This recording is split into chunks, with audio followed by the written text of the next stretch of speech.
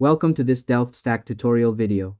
In today's video, I'm going to teach you how to downgrade the Brave browser safely and correctly.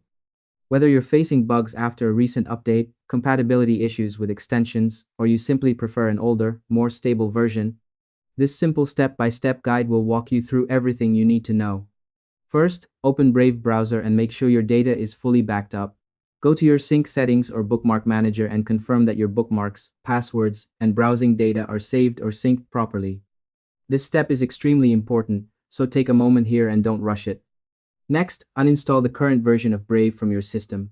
On Windows, open Control Panel, go to Programs and Features, find Brave Browser, and uninstall it.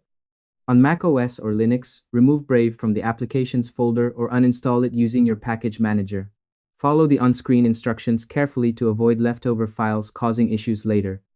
To make the process smoother, here are a few quick tips.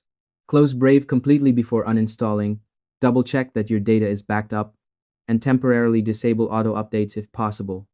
Doing this beforehand can save time and help prevent common downgrade problems. Once that's done, open your browser and visit the official Brave GitHub releases page. Look through the list and download the older Brave version you want for your operating system.